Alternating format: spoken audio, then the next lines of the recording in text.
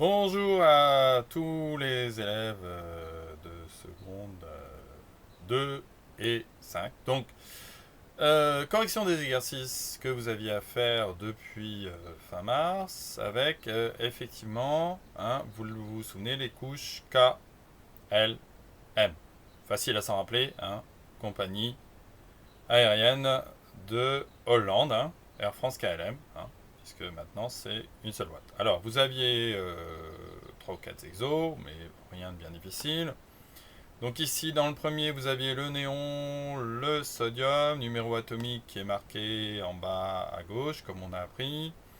Rien de particulier. Le néon est un gaz rare, donc 8 électrons de valence, donc couche saturée.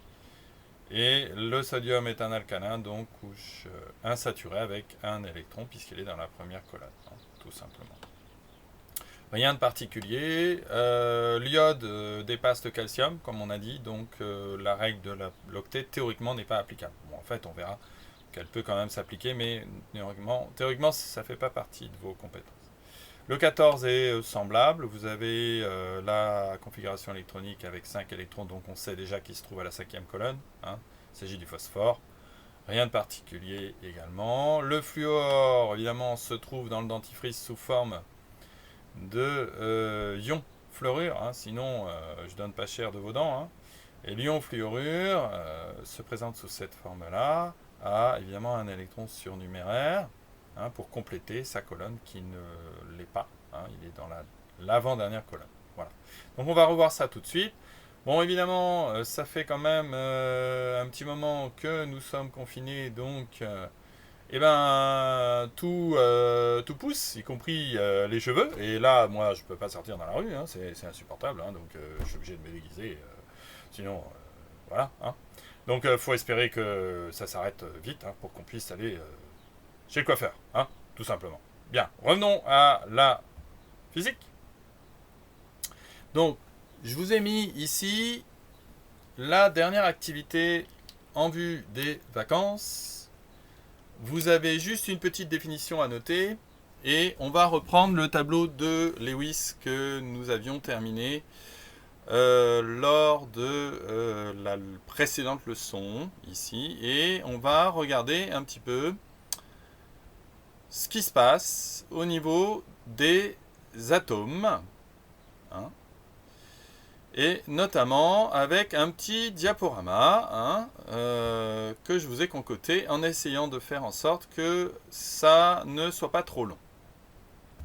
Alors, nous avons le fameux tableau que nous avons dessiné la dernière fois. Je vous rappelle, première colonne, vous voyez, un électron sur la dernière couche.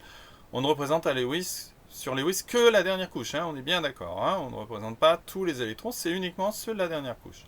Deuxième colonne, troisième colonne, quatrième colonne, cinquième colonne, etc. Et on voit ici les doublets non liants, ce qu'on appelle les doublets non liants, et ici les électrons célibataires. On y reviendra. Alors, toujours les fameuses couches, K, L, M, d'accord? Première couche, deuxième couche, troisième couche. Et avec, effectivement, les alcalins dans la première colonne, les alcalinotéreux dans la deuxième colonne, les gaz rares dans la dernière, et l'avant-dernière, les halogènes, qui sont remarquables de par leur réactivité. Bien, regardons un petit peu les gaz rares. Si on regarde leur structure électronique, je parle évidemment de la dernière couche, on constate que la dernière couche est complète, que ça soit la couche K, où je vous rappelle, on ne met que 2 électrons, ou la couche L, où on met 8 électrons. Et dans ce cas-là, ils ont besoin de personne. Ce sont les gaz rares, ils ne réagissent avec rien, et ils sont très contents comme ça. Maintenant, regardons les halogènes, c'est-à-dire l'avant-dernière colonne. Ils sont de cette structure-là, c'est-à-dire avec un électron célibataire, il en manque juste un électron. Et ils vont tout faire pour, justement, se récupérer un électron. Comment? Eh bien, tout simplement en devenant des ions, c'est-à-dire en prenant un électron. Et évidemment, dans ce cas-là, ils sont chargés moins. Et ils deviennent des ions. Même chose pour le brome. Ils deviennent effectivement des ions négatifs. L'ion bromure et l'ion chlorure. comme on avait vu dans les exos, le fluorure. Donc il leur faut un électron supplémentaire, comme ça ils ont leur couche externe complète, et dans ce cas-là, ils sont très contents, mais sous forme ionique. Alors évidemment, c'est très agressif, hein. S'ils n'ont pas cet électron-là, ils vont tout faire en détruisant les molécules en face, on l'a vu au cours des travaux pratiques. Regardons maintenant les alcalins. Les alcalins, je vous rappelle, c'est la première colonne. Ils ont chacun un électron sur la dernière couche, et c'est tout. Qu'est-ce qu'ils vont faire? Eh bien, ils vont se charger positivement. C'est-à-dire qu'ils ont un électron, et ils vont effectivement se charger positivement en perdant cet électron, c'est-à-dire en rattrapant ici cette configuration qui est en dessous, qui est cachée. Ils vont enlever cet électron et du coup ils retombent dans la dernière couche. Toujours la même chose, alcalin. Donc ils vont devenir des ions plus positifs puisqu'ils ont perdu un électron. Même chose pour les alcalinotéreux. Ils ont chacun 2 électrons, deuxième colonne. Ils vont avoir tendance à perdre ces 2 électrons pour se charger 2 fois positivement et retomber sur la couche du dessous qui est, elle, complète. Voilà. Très simple comme réaction. Maintenant, on a effectivement cette attitude pour les halogènes, très simple, hein.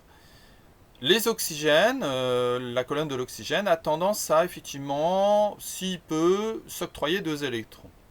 De même que la colonne alcalinotéreux et alcalin ont plutôt tendance à perdre leurs électrons. Donc plutôt quand on se trouve à gauche du tableau périodique, on a tendance à en perdre, plutôt à droite, on a tendance à en gagner. Mais c'est vrai que c'est litigieux pour les éléments du centre, parce que pour eux, ça revient au même de perdre ou de gagner. C'est aussi loin, de toute façon. Donc, ils ont tendance, à ce moment-là, à faire des liaisons.